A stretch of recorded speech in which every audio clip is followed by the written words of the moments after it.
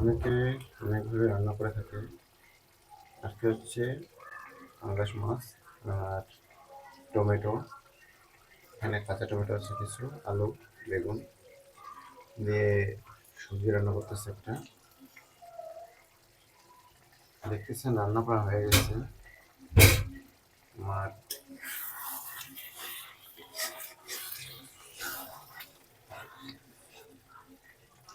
এই যে দেখতেছেন পাঙ্গাস মাছ,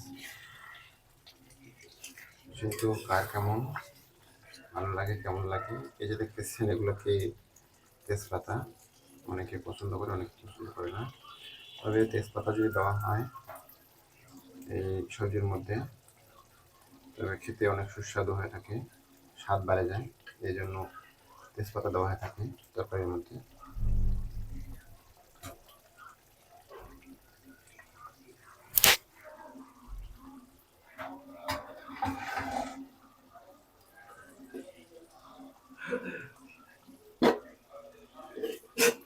এর পাশাপাশি এই দুপুরে খাবারে আরও কিছু আছে। এই যে দেখতেছেন এটা হচ্ছে নতুন আলুর ভর্তা।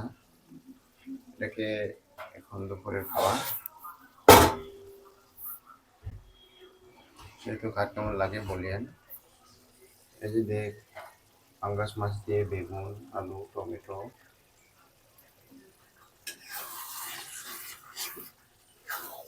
অনেকের ভালো লাগে অনেকের ভালো লাগে না, এটা জানি। তবে ভালো না লাগলেও করার কিছু থাকে না, মাঝে সাথে খেতে হয়। এই যে দেখতেছেন মাছ,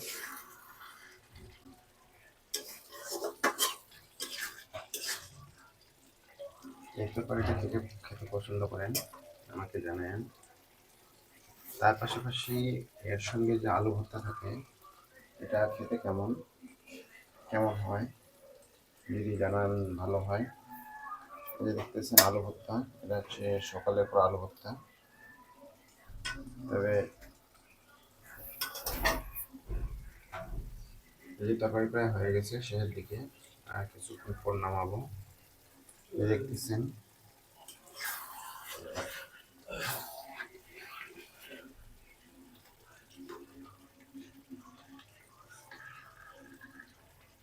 যদি কিছু কারো বলার থাকে, জানার থাকে, জানায়েন কমেন্টে, উত্তর দেওয়ার চেষ্টা করবো। আর এই তরকারিটা কার কার খেতে ভালো লাগে কেমন লাগে সেটাও জানায়েন, বলেন। জানি অনেকের খেতে ভালো লাগতে পারে, অনেকের নাও লাগতে পারে, কারণ এটা অনেকের খাদ্যাভ্যাসের উপর নির্ভর করে। কারো ভালো লাগবে কারো ভালো লাগবে না, এটাই স্বাভাবিক। তবে যদি কারো কিছু বলার থাকে, জানার থাকে, আমাকে বলতে পারেন, জানাতে পারেন, আমি উত্তর দেওয়ার চেষ্টা করব। এর পাশাপাশি যারা আরও যদি কারো কোনো কিছু খাওয়ার ইচ্ছা থাকে, জানার থাকে, নতুন রেসিপি থাকে, আমাকে জানান, আমি সেভাবে নতুন রেসিপি করে খাওয়ার চেষ্টা করব। এটুকু দর্শক, আজকে এখানে মতো। ভালো থাকেন, সুস্থ থাকেন, আবার দেখা হবে।